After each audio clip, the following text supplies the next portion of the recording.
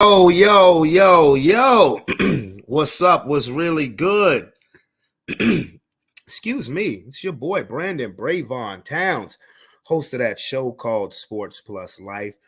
That there's sports podcast where we talk about all of the necessary topics in sports and all of the necessary topics in life. How is everybody doing today? Hope everybody's had a wonderful and blessed Monday, June the 24th, 2000 of the 24. And it is officially summer, and summer has come in here with a blaze, no pun intended, because this past weekend, it was hot.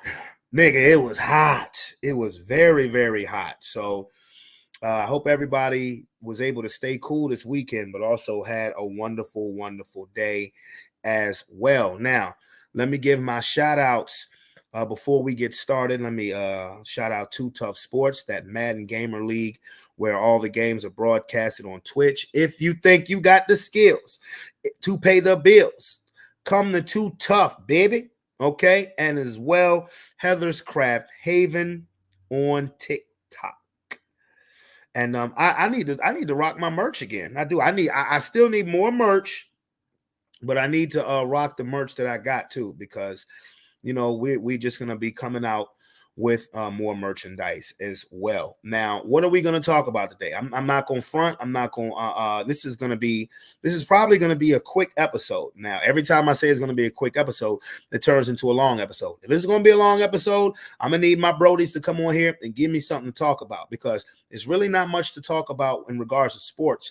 I don't keep up with hockey. So tonight's game 7 between the Panthers and the Oilers means nothing to me.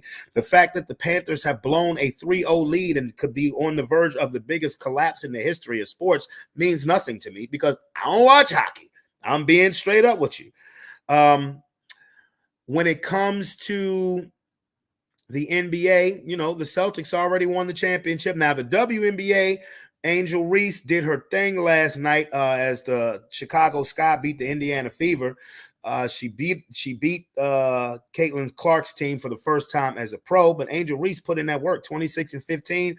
That's what Angel Reese is going to get you. People say, well, what's special about Angel Reese? Well, what's special about Angel Reese is that her game is going to travel. Her game is going to be steady and travel her to a absolutely awesome career. Not saying that Caitlin Clark or anybody else isn't. Angel Reese is a walking double-double. That's going to be her MO. She's a walking double-double. And as soon as Cardosa becomes the walking double-double that I know she's going to be, the Chicago Sky is going to mean some business. I mean, they're better than my LA Sparks. God, we are horrible. And yes, and I say we. I've been a Sparks fan since day one. What up, homie? What up, bro? Thank you for coming to rock it out, to thug it out with me now. So there's nothing really to talk about when it comes to the NBA draft. I'm not gonna front with you. This is a trash draft class. I said this on Friday. This is a trash draft class. The person the college player that they're talking about the most being in the draft is a player who averaged 4 points a game. He just happens to be LeBron James' son. That's really it. It just happens to be LeBron James' son, because I'm going to be straight up with you. Bronny James is not ready to be in the NBA. So there's nothing to look forward to. It's not like when we were looking forward to the NFL draft. Of course, we knew Caleb Williams was going first, but where were the rest of the dominoes going to fall? Or even the WNBA draft, which showed out. The WNBA draft this year was absolutely awesome. It was phenomenal, but to this year's NBA draft, who's going first? I don't know. The player because I know, is RJ Davis coming out from North Carolina or Baycott? I know, my boy who transferred from Carolina to Arizona, Caleb Love, he's staying for another year. You know why? Because he doesn't have to be a small fish in a big pond, and he can still get paid for it. He's still getting that NIL money, baby. He's still getting that NIL money. So, the draft, there's nothing that catches my eye about the NBA draft. I'm just being honest. Now, JJ Redick is the coach of the Lakers. I said this on Thursday. I said this on Friday. JJ Redick is the coach of the Los Angeles Lakers now. Okay. That's really what I can say about it. Now, something interesting did happen. Now, there was a trade when I saw the Oklahoma City Thunder trade Josh Giddey to the Chicago Bulls for Alex Caruso. I did not understand that trade because Caruso is about a 6'2", 6'3", 3-and-D guy. They got one of those already in Lou Dort. Lou Dort has been there, and Lou Dort is about 4-5 years younger than Caruso. So I don't understand why Oklahoma City, unless they were just having issues with Giddey, and I'm not talking about the allegation or anything like that, but unless they were just having issues with Giddey that we didn't know about, I don't understand that trade. I don't. And that Oklahoma's GM, I can't think of his name right now, Sam Presti. He's always done a great job he's done a fantastic job. Like, he's the best GM in basketball to not have a title. Sam Presti. He usually makes good moves. I don't know about this one. I don't. Then free agency is about to come up, so that's gonna ring a lot of bells. Where's Paul George gonna go? Is he gonna stay with the Clippers? Will he go to the Sixers? Will he go to the Knicks? If I was Paul George, the only way I would go to the Knicks is if they sign OG Anunoby, because they're the same type of player. See, there's a difference between having the same type of player when you're 6'8", 6'9", as opposed to being 6'2", 6'3", and having the same type of player. And by that, I'm talking about Caruso and Lou Dort. You want two wings like OG Anunoby and Paul George. You want that all day, every day, twice on Sundays, and 3 times on Saturdays. How about that? Now, if you're having a bad day, and I'm just going to say, if you're having a bad day, and again, this may be a very, very short episode because work kind of got me a little tired, a little hungry. But if you're having a bad day, for one, pray. Pray that you have a wonderful day. But I got something that'll make you feel better. This is the 2-year anniversary of a Versus. Remember, we haven't seen a Versus in a long time. Now, funny that I mentioned that. Timbaland and Swiss Beats just joined a partnership with Elon Musk and X. So Versus will be returning. But remember, after, people started, when we were able to have, full capacity crowds after the pandemic, because I don't think I've ever heard anybody say that the pandemic is officially over, but that shit's been over for a couple years now. Versus started when everybody was in the pandemic. It was strictly a Zoom thing. And I said when Versus first came out, even though I had been making Versus mixtapes for years. Okay. Man, the idea is that I should have patented. Anyway, I said that when stadiums are able to fill back up, Versus is going to make a killing. And indeed it did with some of the Versus. What's been some of the great Versus that's been in stadiums? Oh, the Lox versus Dipset, 3 6 Mafia versus Bone Thugs, Brandy versus Monica, SWV versus Escape. I mean, these verses were absolute bangers. But there was one versus that, with the exception of maybe a couple of people, was entertaining, but it was an absolute shit show. It was an absolute doo-doo for you show.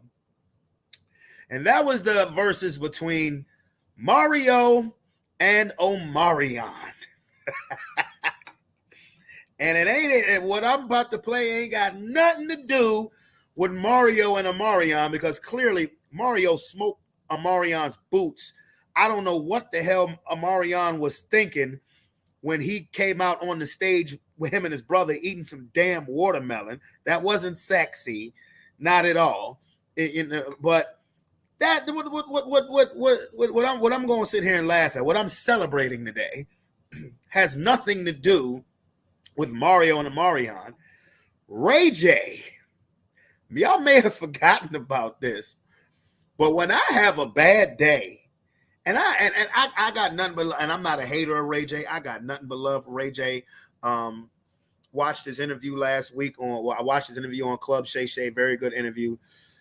But dog, 2 years afterwards, when I'm having a bad day, I put this video on because it just makes me laugh. Ray J got on stage holding his son, singing One Wish, while Bobby Valentino, Sammy, and Pleasure P was in the background. Oh, Ray J. That had to have been, and I'm not saying this to, again, I got none but love for Ray J. I'm saying this in joking manner. If you can't make fun of yourself, you are too much uptight of a person. So, we need to revisit. We need to revisit that fateful night, June 24th, 2022, when Ray J had one wish, and the only wish that everybody had was that he would shut the hell up. So and forgive me if you see me crying laughing, because yes, it's that funny. Okay. Some people wish to be a superstar, wish to have a fancy car, wish to have $1 million bucks. Well, I wish I don't be in love. So feel me, pretty baby.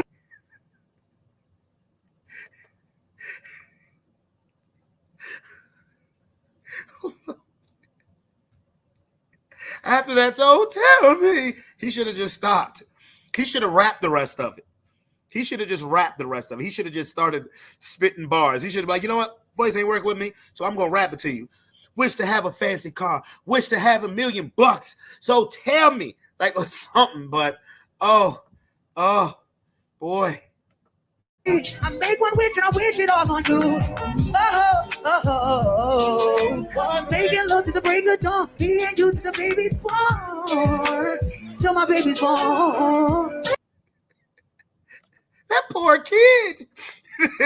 That poor kid. That poor child. You know what? F it. I'm going to regular speed on this, because this is a classic. This is okay. Some people wish to be a superstar, wish to have a fancy car, wish to have $1 million bucks. Well, I wish I don't be in love. So feel me, pretty baby. I make one wish and I wish it all on you. Making love to the break of dawn. Me and you to the baby's born. What? Look at Bobby Valentino. He trying to act like that he jamming to him.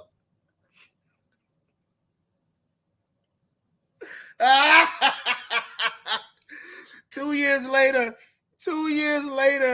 and it's still just as good as when 2 years later, it's still so great.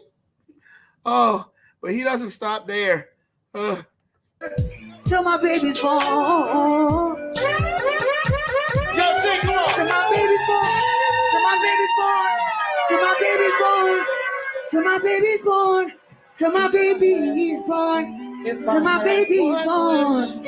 Till my baby's born. Till my baby. Hey, the fact that the siren went off, the siren went off because the DJ wanted him to shut the hell up. And he gonna keep on, till my baby born, till my baby's born, till my baby's born. Okay, the baby been born. Now shut the hell up.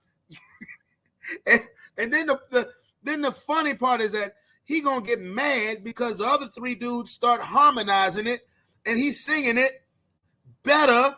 They singing it better than he is. I mean,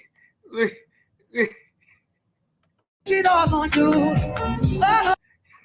Me, pretty baby.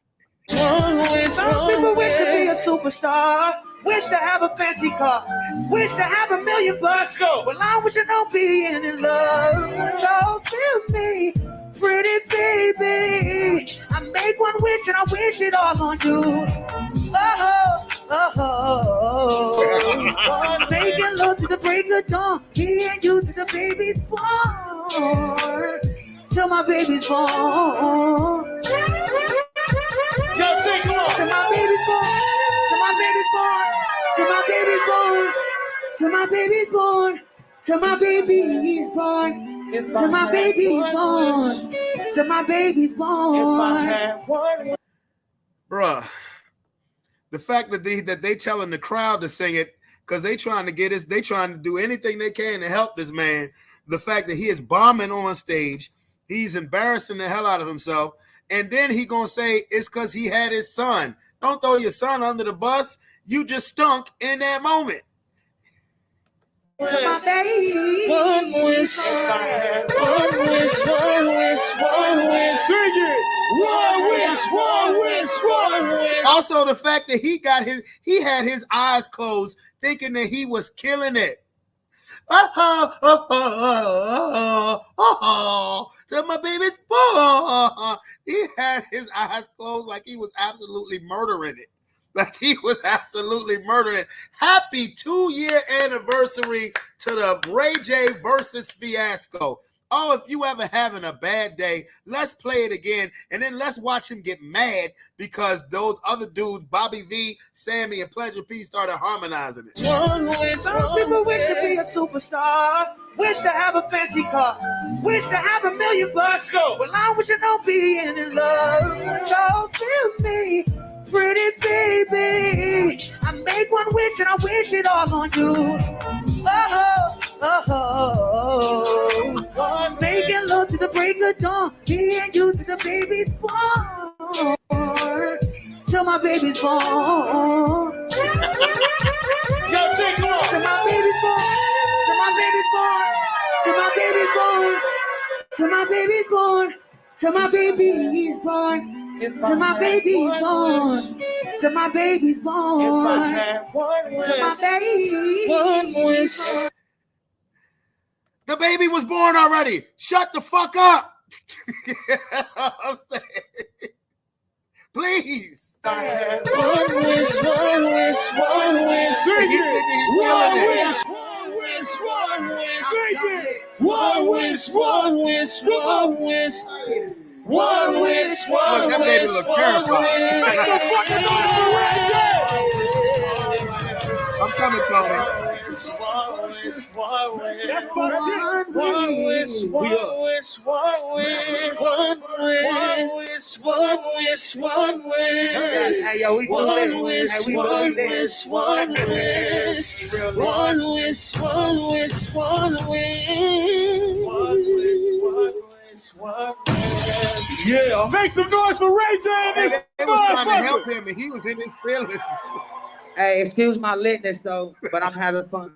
Hey, we love you, Ray J. You couldn't, Even get a babysitter tonight. You still showed up. You know what? We love you. Couldn't even get a babysitter and still showed up. We love No, we you. don't got a babysitter because my I'm wife jo- I she don't know, want no Nick, I randoms know, watching the I kids. know. So, I'm being funny, nigga. I'm being funny, nigga. I see you over there. and you know what's crazy? And one in Shout the out to song One Princess. Wish, Shout out they to say it was Princess. about 8 years ago. It was about 8 years ago. But we got 10 now, but it was about. Know what I'm saying? It was about. I rounded it off. This nigga trying to explain himself because he knew what was coming the very next day. He knew what was coming. Talking about excuse his litness. Take it to 10. If I had one wish, One wish, one wish, one wish. One wish, one wish, one wish. One wish, They don't even wanna one go. wish, one wish. They don't even want to go no more, right? One wish, one wish, one wish. Look at him, he getting One mad. wish, one wish, one wish, one wish. One wish, one wish, one wish. One wish, one wish, one wish. One wish, one wish, Hey, one right. I wish. love y'all, man. One wish, one Hey, he was wish, getting so mad because they was one they was trying to cut him. one wish, one wish, one wish. One wish, one wish, one wish. One wish, one wish, one I wish. love y'all, man. One wish, one wish, one wish. That's lovely. That's lovely. One wish. Having a baby. One wish. That's beautiful. That's beautiful. Wait, I'm not in the group. That's No, you ain't in the beautiful. group though. And y'all You done leave. said yes, and You y'all done leave, said Frank. y'all. I tried to do Ray 2K. They said no. Now y'all kicking me out of this group, man. Nah, you doing the lead in this one. You David Ruffin, baby. That's my shit. You David Ruffin. Hey, I missed a few notes on that, but I was holding my son, and you know what I'm saying. Y'all got Blame the excuse me kid. for that. Hey, yo, B, I didn't stick the landing on one of those runs, and I'll make up for it, B. B, I'm gonna make up for that one. I heard it too. But Yeah. Yeah. If you ever having a bad day, play that clip. It will brighten your day. It will brighten your day immediately. If you ever having a bad, if work was bad, the kids getting on your damn nerves, all you got to do is play the first 30 seconds one more time, and then I'm gonna put it up. some people wish to be a superstar, wish to have a fancy car, wish to have $1 million bucks. Well, I wish I know being in love.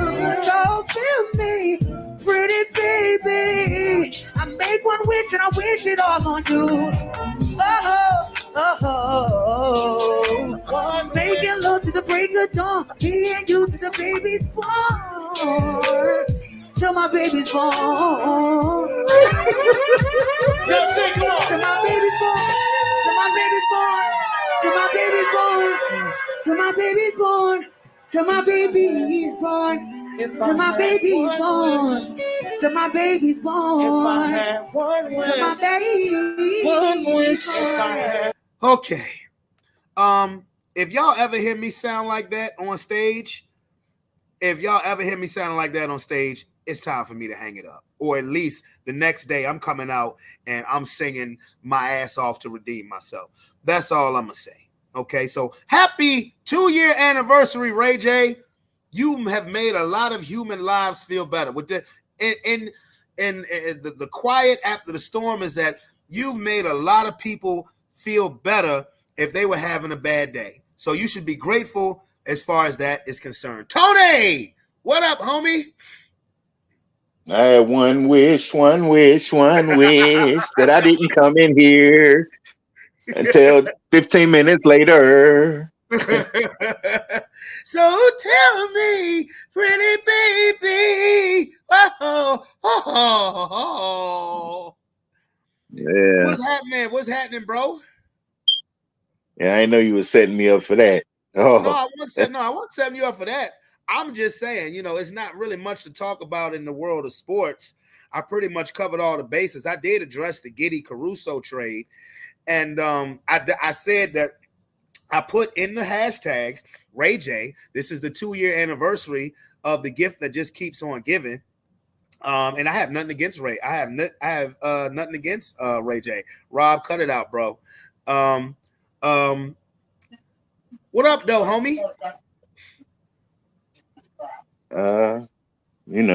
Usual. How was your day? Uneventful, boring. It's one of them blah days. Blah, yeah. Well, it's a Monday, bro. Yeah, really, you wish you could have just rolled over and just, slept it away. Bro, I wish, bro. Let me tell you something. I did not feel like getting up this morning. I did not feel like getting up this morning to go to work, but hey, it just is what it is. Gotta handle the business. Yeah. Yeah, gotta handle the business. Had to handle business, gotta work, trying to get me another whip, so I ain't trying to miss no money. You feel me? Right. So you hit me up yesterday saying that you wanted to address something on the show. I said, of course, you got the platform. And it's in regards of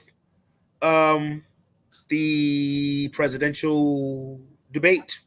Well, no, not debate, but the presidential race. So, right. Floor is yours, sir. So,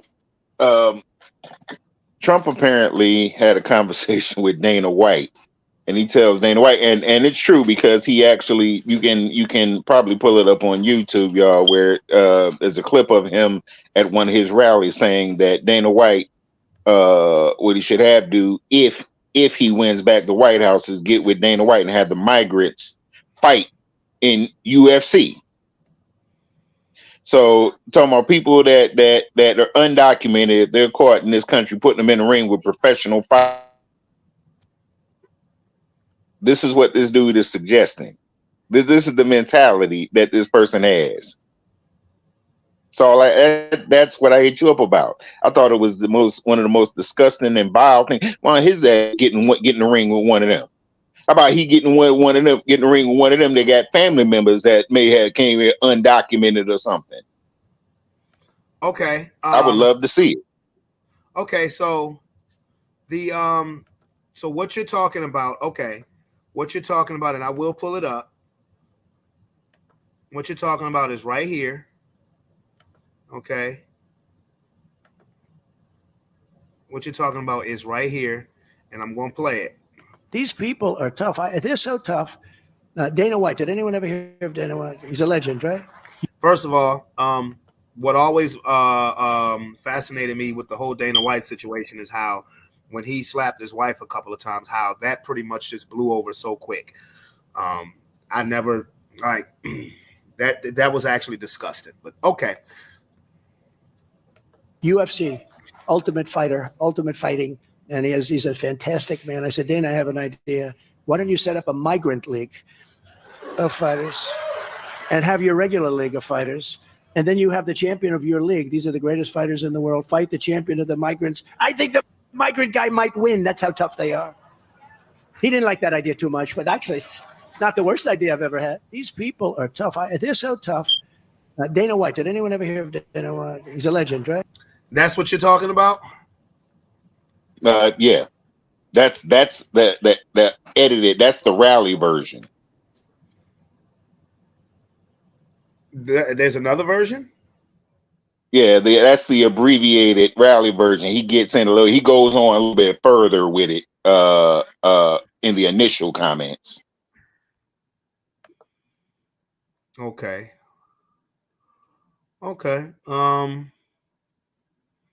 Interesting. Because it was initially reported by somebody. It wasn't reported by Trump. It was reported by somebody that was standing there when he was having the conversation. He was actually there with Dana White. He was having a conversation with it, and people just kind of wrote it off as did he really say that? Well, now he did. Okay, so let's get this reaction. For the weekend, while Joe Biden was holed up at Camp David, he was in Pennsylvania speaking at the Faith and Freedom Coalition, specifically talking about an idea that he floated to Dana White, this chief executive of the Ultimate Fighting Championship, UFC, about setting up a migrant league of fighters. Okay. So apparently this is CNN, or no, this isn't CNN, is it? No, but okay. No worries. I have an idea for you to make a lot of money. You're going to go and start a new migrant fight league. Migrants, only migrants. And then at the end of the year, the champion migrant is going to fight your champion. And I hate to tell you, Dana, I think the migrant might win. That's how tough they are. This is not a normal situation. And Rick, Dana White was asked about this, confirmed that Trump did indeed suggest that, though he said he did it as a joke. Can you afford to be making jokes like that at this point in the election cycle, especially when you're about to be on a debate stage with Joe Biden on Thursday? Yeah, I think his last line was the appropriate one. This is not a normal situation. Okay. So, all right, sir. So what else do you say to that? So what's the gist of what you're trying to say here? The gist is we have to remember this is the person they're coming across the border. The Hispanic is coming across the border to rape your daughter. The Muslim, coming into the country to blow you up and kill you. And the brown president is illegal. What kind of migrants do you think he's talking about? From Scotland? From Ireland? What do you think he's talking about? Remember, this dude put a 7-country ban from predominantly Muslim countries that happen to predominantly be what? People of color countries. So who you think is going to comprise that migrant league? It's not a joke. It's not a joke, and it's not funny. Well, I said when Trump was the president that he was trying to turn America into a gated community. That was my comment on it. So are you basically saying that Joe Biden would never say anything of the such? I'm saying anybody with any brain cells wouldn't say it. Like anybody that got I guess a shred of decency in them wouldn't say it. That's what I'm saying. Oh, lighter note, because I got into a heavy dialogue with somebody this weekend, and she I wish she could have, because she could have said it more eloquently than me, because she actually works with felons, and so she's seeing some hardships and stuff they face. It's so amazing to me that the Republicans have fought so long and so hard to keep freed felons off of voter rolls. They fight so hard about the Second Amendment, but they don't want these felons to have guns unless it's one of them. But the bigger thing is they want to keep the felons off the voter rolls, and the felons are, predominantly Black and brown people. But yet they want to elect a felon into the White House. It's amazing to me. Now I was asked to bring up what do you know about this Paul Ryan situation? Paul Ryan called Trump a scumbag. Paul Ryan came on TV, came on Fox News, and called Donald Trump a scumbag. He said he is a threat to democracy and, frankly, a scumbag. And that's what he said. He said he will not be he will not personally be voting for Donald Trump. Yeah, I was sent a link about Paul Ryan, and I was just asked to ask you. He said, have him address the link I sent you about Paul Ryan. Okay, so that's it. He called Trump a scumbag. Yeah, and then I forget what Troy Niels or something, Republican Congressman Troy Niels, kind of clapped back at him, said, call Paul Ryan trash and this, that, and the other. And I mean, the general consensus, what? I'm trash because I don't support Donald Trump.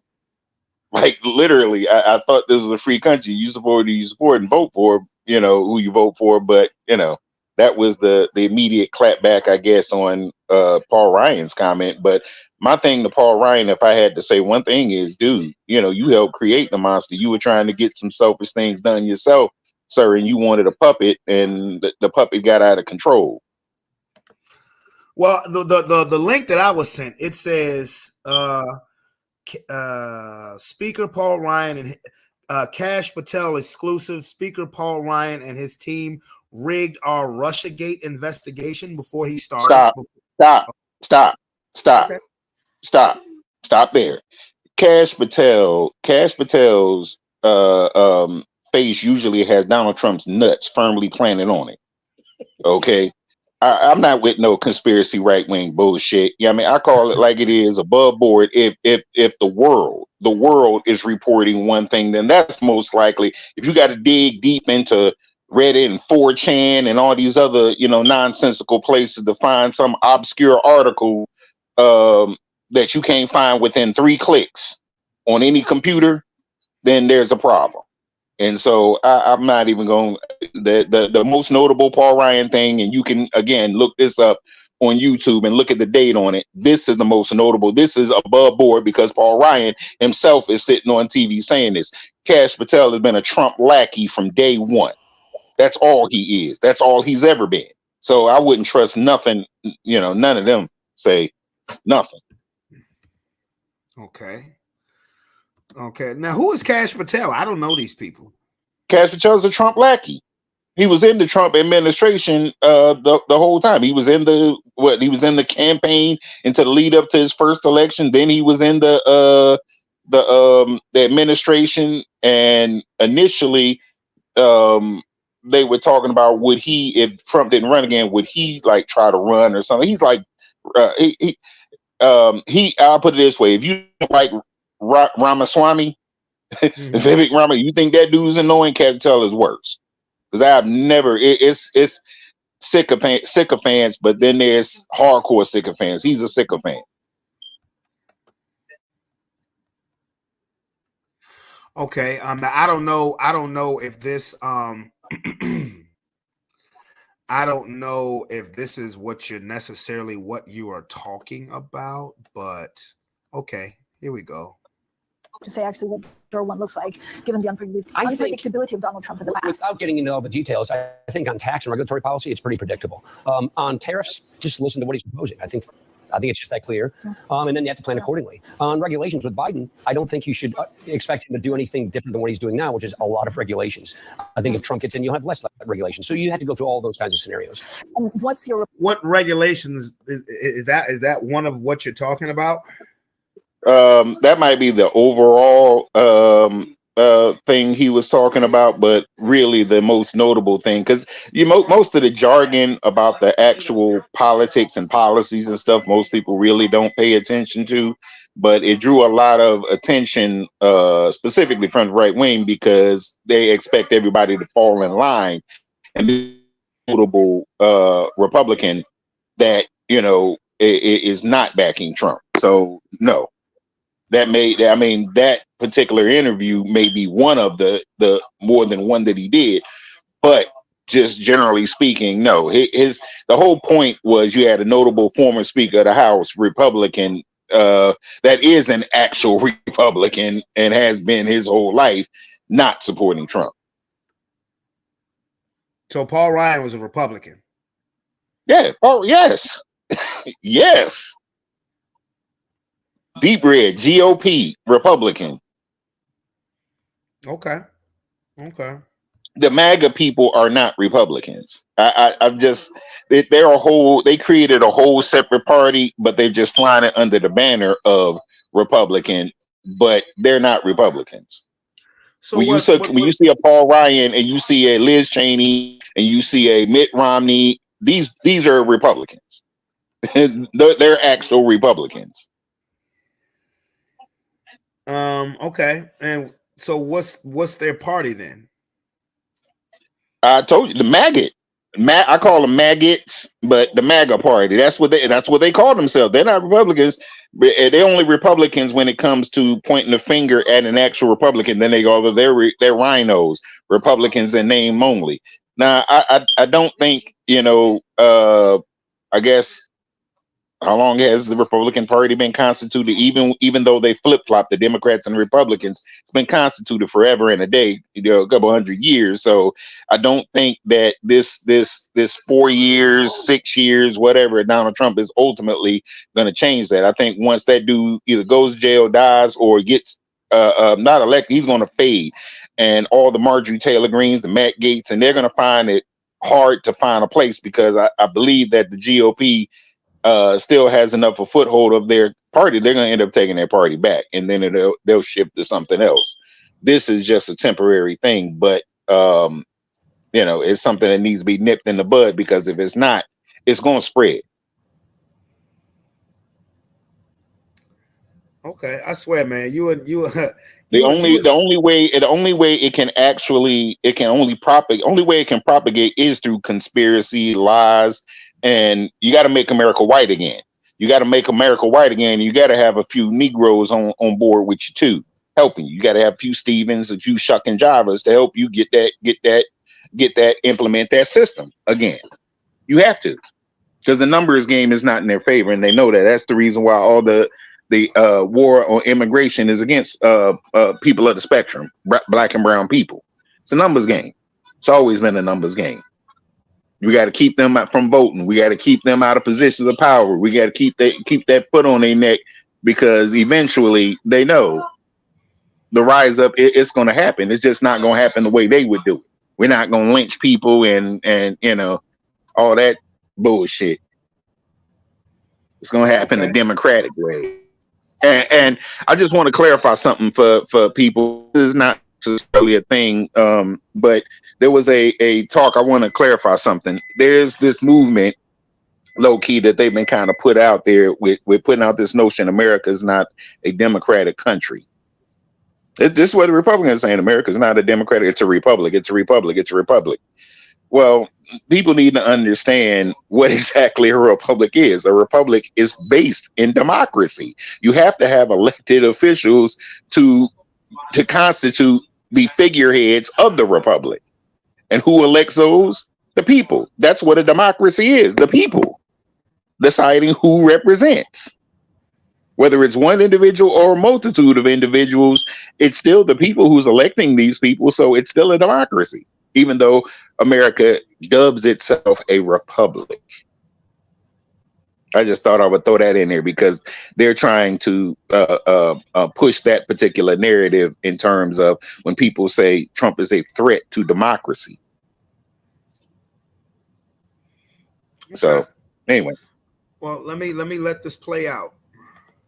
Republican Party going to look like? I mean, you were once one of the hopefuls. Do you see still a place for you in it? Well, I am still a Republican, of course. I consider myself an anti-establishment Republican. Trump has taken over the Republican Party. It's really a populism without any anchored principles. I'm a big believer that you want your party pledging fidelity to a set of principles and policies that solve problems versus a person.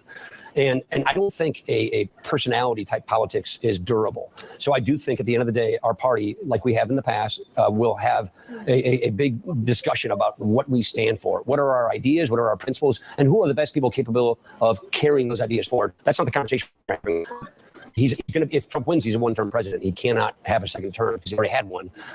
So I just think it's durable, and I think we're going to have a real calling as to what we stand for. And if he doesn't win, is that when you have that conversation? Yeah, that happens sooner rather than later. And who do you think? I mean, where do you see? Well, that's a good question. We have a great bench of talent. We have a lot of really good, effective governors. We've got a bunch of new people that have come to Congress. So I'm not worried about our depth of our talent pool. It's just the shadow that Trump casts over our party is dominant. And when that shadow goes, whether it's in 1 or 4 years, then you're going to have a more lively discussion about what is the conservative movement in America? What does the Republican Party stand for? And to that you say? It's pretty much what I told you. He just said what I said. He said basically it's the Republican Party anymore. It's a cult based on one person. He's like, once he goes, we'll reestablish our identity as a party. An actual political party, not a cult. So there's that. Oh, side note, in terms of us here. So he plans on having a rally here, and guess who's going to the rally? Going to show up there, Youngkin, because Youngkin is trying to buck for the VP. And the reason why they're even considering choosing Youngkin is because there's this belief out there that Youngkin is middle of the road and he can get Democrats on board. You talking about the I'm governor just of saying. Virginia? Yes. Yes. Okay. Yeah, that's coming up within the next couple weeks. Man, you and I really want you and Rob to talk this thing out. I do. I mean, just nothing to talk about. I talk about reality. He talk about the multiverse. He talk about some old left field stuff. And I ain't got for it. If you ain't talking facts, reality, and again, I'm not talking 4chan with nobody. I know what 4chan is. Everyone here know what 4chan is. It is literally the conspiracy theories. Is where the rumors of Tupac and Biggie and Elvis go to die. And Stu. Them dudes been alive forever on 4chan.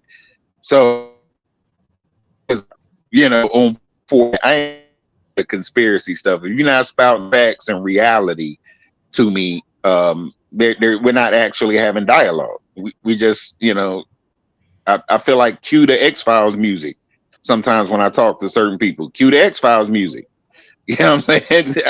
It's not reality. And for real, it's a dangerous thought because, again, the sense of apathy that disinformation has always plagued the black and brown voters in terms of us being involved in it, even down to our local politics. The fact that the notion that our vote doesn't matter, or that there's some cabal, whether it's a cabal of reptile people eating children or whatever. This kind of stuff affects people who, let's say, are not as enlightened or not as educated, and they won't come out and vote. And that's something that our ancestors fought and died for, so that we could go out and vote. And there is never, I don't think, not lifetimes. I'm 53, so not my lifetime, but historically speaking, there's not a more consequential election than this one.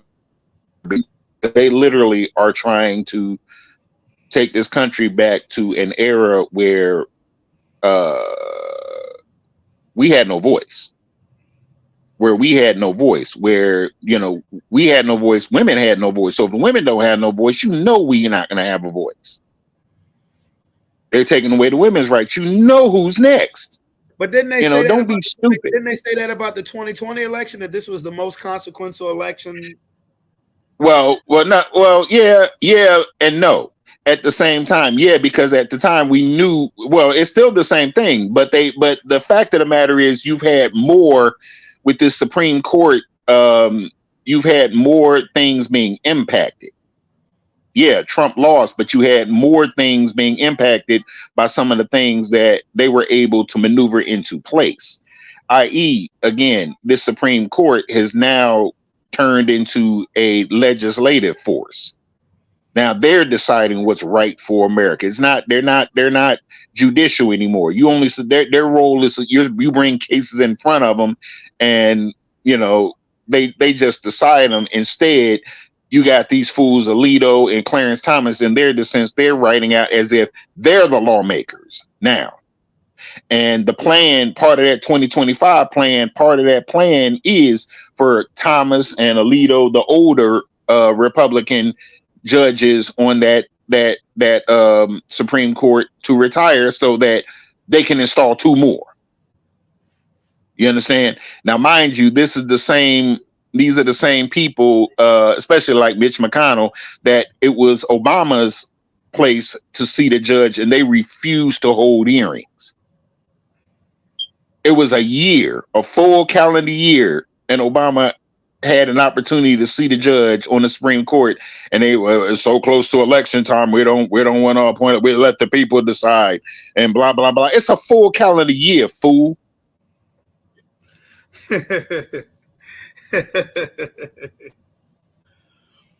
Oh man, well, all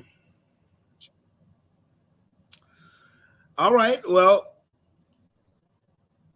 I mean, I only come on here to give people the 411, and it's good that you pull it up real time, because it's not hard for you, the average person who's not necessarily ingrained in it like I am, to pull it right up. You don't have to go to no crazy whatever, you know, to find this information. Oh yeah, I mean, look, when you called me, you called me and you were very serious, and you said what you wanted to talk about. I said, yeah, no problem. I don't have no problem talking about that, because it's really, honestly, it's not, I said this at the beginning of the show, it's not much else to talk about, particularly in the world of sports. I'm not a hockey fan. This Game 7 tonight that's going on now means nothing to me. I don't. Sister Angelou said it, bro. This is what all I'm trying to convey is Sister Angelou said it. You don't have to listen to the Paul Ryans and this, that, and the other. Believe what your eyes are showing you. Maya Angelou said it. When somebody shows you who they are, believe them. You can laugh it off, the whole UFC thing and blah blah. You can laugh that stuff off, but I'm telling you, this stuff is very real, and there's some crazy people out here with a whole lot of crazy ass ideas and crazy ass plans. Read up Project 2025. Anybody that supports that, take it. My feeling on that is anybody of color that supports that agenda, take your ass on over there with. Just go, because you cannot have any grounding in who you are as a person if you support that mess. If that ain't some Nazi regime stuff, I don't know what is. Well, let and me Stephen Miller's Trump's right-hand man is one of the biggest Nazis in this country right now. He looked like a damn SS soldier. Let me ask you something. I was talking about this today with a couple of my coworkers. We were just talking about in general Black history and how a lot of states, like particularly Florida, is basically trying to take that element out of school. If there was a regular curriculum in school that would teach you about Black people other than Martin Luther King, of course, including Martin Luther King, but really what curriculums pretty much taught, at least when I was in school, was Martin Luther King, a touch of Rosa Parks, maybe a touch of Harriet Tubman. No. If there was a curriculum, what would be the black people who you would have on a curriculum that you would need to be taught about? Malcolm X and Marcus Garvey. Malcolm X and Marcus Garvey. Off top. Just those two? That would be the first two. MLK would be third on that list. Marcus Garvey would be first, and then Now, Malcolm X. Tell me about Marcus Garvey. Marcus Garvey was MLK and Malcolm X before MLK and Malcolm X, but he was more militant is not the term. Pro-black. You know, he was one of the people that promoted black businesses, but Marcus Garvey also promoted black businesses and then taking that wealth and investing it in our home country, Africa. He was one of those people that believe, and I mean, I get it, where if the black people around this that have been transported against their will around this world were able to get themselves together in an organized way, especially financially, and take that money and infuse it back into our original continent and remove the invading presence of the milk and magnesia monkeys. Milk and magnesia monkeys. Yeah, if you can remove their presence, because they're an invading force, King Leopold, they were invading force, and they've never left. It's amazing to me in South, not getting off topic, but in South Africa, how they finally decide to drive them people out of the lands that their ancestors, it's rightful land. It'd be like the Indians deciding, you know what, we sick of y'all here, and driving people up out of there. It is their land. But Marcus Garvey had a bigger picture. You know, he wasn't so much for the American dream as much as he was with trying to bring back the African dream. Now, was he around when Tulsa, Oklahoma was attacked? Yes. Okay. Yes. Okay. Okay. That makes sense. So you would have Marcus Garvey and Malcolm X. Anybody else? Oh man, it's honestly, bro, it's so many people that have been influential, throughout our history that Black History can't be a month. It just can't be a month. Right. Because Black History, if you're going to teach American history year round, without a shadow of a doubt, Black History needs to be part of that, because we've been part of this thing even before the Revolutionary War, but certainly even from a Revolutionary War standpoint, we were here. And so our story, predates that, been continuous. Anything that he wants to put out there, his story, you've heard that euphemism before about the word history, his story. Anything he wants to tell you about his story, if he's not mentioning Black and brown people, then he's not telling you the truth. He's not telling you the full story. Yeah. There would be no America if it were not for people of the spectrum. There would be no America. There's no railroads without the Asians building the railroad. Most of the railroads in the country were built by the Asians initially. Every established thing you see, even to the White House, brown hands, black hands built that. So this is not on some Dr. Umar stuff. This is one of them where you don't want to pull Dr. Umar, and I'll just sit back and let him go, walk away from the phone, come back in a few hours and let him go. No, not today, but I will. But you get the point. This country wouldn't exist. Largely, this country wouldn't exist without immigrants. That's the bigger thing. Because I don't want to take away from the Irish and this, that, and the other. But these people are so self-entitled. The white nationalists that were here, they were shitting on the Irish when they first came here. You understand? So, and I'm like, how are you this nationalist about a country that you stole? This is not your country in the first place, but we don't want you here. Go back to where you came from. You can pull up all these videos. My daughter sits there and watch for hours these videos. Karen's out of control. Karen's this and Karen this.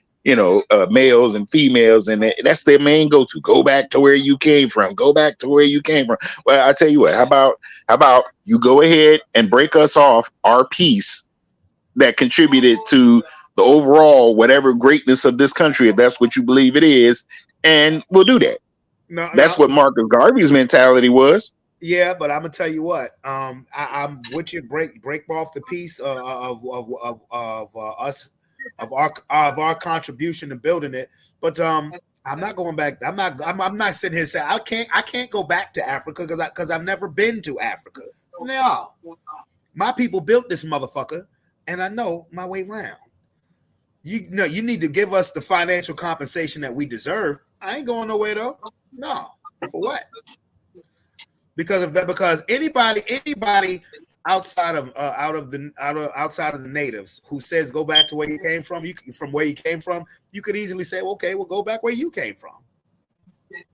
Outside of true that there would be nobody here. The funny thing is there would be nobody here, but the indigenous people. Yeah, that's it. The funny thing is, anybody can actually look this up. Before one Cristobal Columbus. Since they like to tout that, or anybody non-melanated step foot in this country, Africans had actually already been here. So we had contact with the indigenous people, and we didn't try to enslave them, didn't drive them off their lands or none of that. We exchanged culture ideas with them. That's all that we traded with them and exchanged culture ideas. And some of us stayed here. And some of us went right on back to where we came from, but Africans had already been here before anybody melanated ever even knew this land existed. Yeah, I would say that to anybody, any culture that would tell me go back where you came from. Unless you an indigenous, unless that's your culture, I would simply say go back to where you came from, whether it was Asia, Europe, Africa, Australia, wherever the fuck. Because this is the land. They say it quick. They say it quick, not realizing that we understand, nigga, y'all potato eaters, British descent, y'all Frankfurter and borscht eaters, you German descent, all this. Y'all are not from here, so yeah, you're not exactly in a position. You're right. You're not in a position to tell anybody to go back anywhere. That's why if I was to ever get reparations, and we're not, trust me, I'm gonna tell you that. People say never, motherfucker. I'm saying never.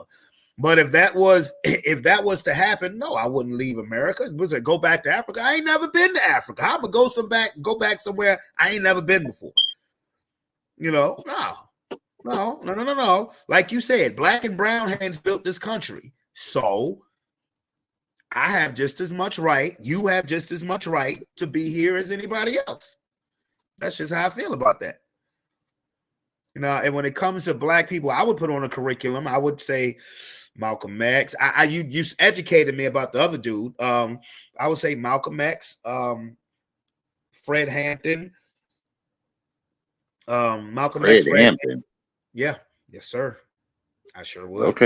Okay. I would put Fred Hampton on there, even though he died very young. I mean, all of them died young. I mean, if you're gonna put somebody that's in that, I guess, vein, why would you? I don't know why you would choose the young one. Why wouldn't you choose Bobby Seale? He can come along too. Choose the top of the food chain in terms of Black Panthers. Choose the Angela Davises and the Huey Newtons. Choose them.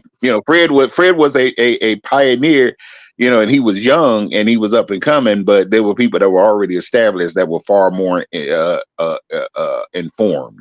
Let's put it that way. They can come too. They could all be in the curriculum. Those are the ones I thought of off the top of my head. I also said, I want to say I did say Harriet Tubman as well. One of my coworkers said Maggie Walker. I said, well, for Virginia, Black absolutely, yeah, absolutely, Maggie Walker. Yeah. Like I said, there's so many black people, man, that could literally, if you gave them a platform, oh my God, you'd forget people like Al Sharpton and even Jesse Jackson. They're not, what they're saying is not as relevant as what these people would have had to say to us Right. now. Right. Yeah. Bro, my family got ties to Maggie Walker. My dad's side of the family. The consolidated bank that she opened up, my family helped her open that bank. You know, I have ties to, you know, and yeah, no question. I mean, you're right when you say it can't just be a month. It's just impossible. And what does Juneteenth mean to you? I'm just curious. A lie. It's the Juneteenth is the truth, but it was based in a lie, and it just shows you how devious. And I'm going to quote my brother Malcolm prior to the Mecca trip, or how about I just call it Farrakhan. This is the lies of the devil. These people are free, and you're gonna wait 900 and something days before you tell them. That's crazy. Let that sink in. That's how much disinformation there was, and how much lack of information there was, even word of mouth, that you could keep a people enslaved for 900 more days and they not know that they were declared free. That's almost 3 years. And then you still have states out there. How about this? I just read a thing last night, ironically, about South Carolina, and they refuse. They will not make Juneteenth a holiday, but they got that Confederate Day there. Mm-hmm. Let that sink in. They got a Confederate Day, but they won't make Juneteenth. They just won't do it. And the part that gets me fucked up is that people are trying to take Black history out of curriculums because it makes people uncomfortable. And I don't want my child traumatized about something they didn't have nothing to do with. I said this last week, telling the truth is controversial now. It's always been controversial. It's just now people are more willing to say it. People want to die with the lie. Telling the truth now, if telling the truth gets you shunned. It's changing it's the critical race theory. They don't want anything that criticizes anything about their history and about their race or about their quote unquote criminal ass founding fathers. But then they extend it even further into the Bookman, and the Bookman is all focused toward any Black, brown author, any LGBTQ author, you know, especially people like James Baldwin, who was gay and Black. You know, now he didn't write about anything LGBTQ for real, you know, that would be taught in schools, but his viewpoint in terms of an author in his works is as blunt, and that's actually that's another person that will be on that list to talk to us today, James Baldwin. They can't deal with it. They can't. The truth hurts, and you can't deal with it. I mean, the thing about it is, like, it's not like you're saying something about them as an individual person. You're not saying nothing about the people that are here now, walking, living, breathing as an individual person. But the shit happened. And there are too many people. There's a segment of this country that still wants things to be the way it was back then. And trying to literally erase, you know, I just had somebody put on the chat, you can't erase history. They damn sure are trying. They damn sure are going to try. I'm gonna send you a link because it's a video that I was watching TV yesterday, so I saw a lot of things. And it was this white guy. He does a lot of videos where he goes to places and addresses controversial things. And he was in New Orleans, and he was just talking to random people about the problems and the murders and stuff in New Orleans. And so he stopped this random white guy, coming out of a store, and he was getting into his truck, and he, you know, was talking to him about New Orleans. He said, well, what's the problem with New Orleans? This dude said, I don't know if I should say. And he said, well, no, you know, you can go ahead and say, you know, what do you think the real problem with New Orleans is? This white dude said, the niggas. Oh, snap, for real? He's like, they're animals. He's like, they want everything free because their great granddaddy was a slave. You know. Oh, yeah. See, people like that is the problem. People like that is the problem. You know, but it's now let that sink in. Let that sink in and put it in perspective. What I have been saying. This is what the era of that maggot has brought. You know what I'm saying? These people that feel that way feel emboldened because when they talk about make America great again, that's what they're talking about. They have to remove what? The cancer. What's the cancer? Anything that's not them. Anything that don't look like them. Don't walk like them. Talk like them. Think like them. Is a threat to that. I love everybody. My message to people is that I love everybody. But I will not sit here and say that I wouldn't love for people that look like me to be on a true equal playing field. And I love everybody. I ain't got no hate for nobody. I don't. I love everybody. But I'm not going to dismiss or not talk about situations like this just because it makes people uncomfortable. You know what? Maybe you should be uncomfortable. But that doesn't mean that you shouldn't confront the issue. You just want to sweep it under the rug like the shit never happened? No dice. Not here anyway. Well, you know what the problem is? The problem is not you. The problem is not your just so people understand where I'm coming from. The problem is not necessarily your white coworker Bob, you know, because Bob may have never done anything to you. You know what I'm saying? Bob don't own shit. Bob don't run shit except for what Bob runs daily, and that's his mouth to you. You know, and that's about it. What I'm talking about is something that even an honest,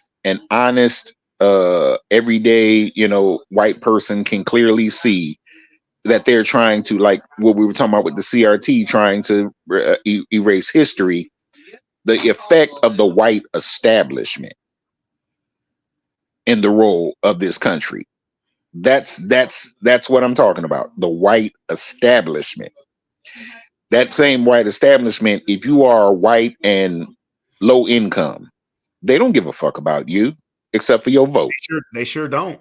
You might as well be black. You might as well be Hispanic, you know, or Asian, whatever. That's real talk. So that's why your neighbor Bob, I'm not promoting you be racist towards your neighbor Bob. Bob ain't did shit to you. Why? You know, Bob. unless Bob has done something to you. Now Bob got left on you, knock his ass right with a right hook, get him right. But if Bob has done nothing to you, that's not who I'm talking about. I'm talking about the white establishment, and you can recognize and clearly see what that represents and what is always represented. And that is the proverbial foot on the neck. That is the foot, and when they feel threatened, that's when you see all these different regulations, all these things, these limitations put in place because they're getting too big for their britches, and that's how they've always thought. Okay, well, or the knee to the neck again. Okay, well, we've gotten heavy, my brother, so I'm gonna wrap this up because, like I said, I'm hungry, I'm a little tired, but I'm gonna wrap this up. But yeah, definitely necessary conversation.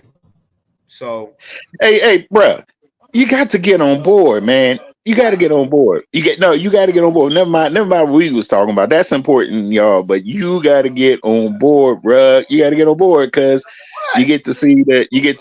You see. Okay, even if you still get the overall, over representation of things, you got to get on board. It's good. It's good.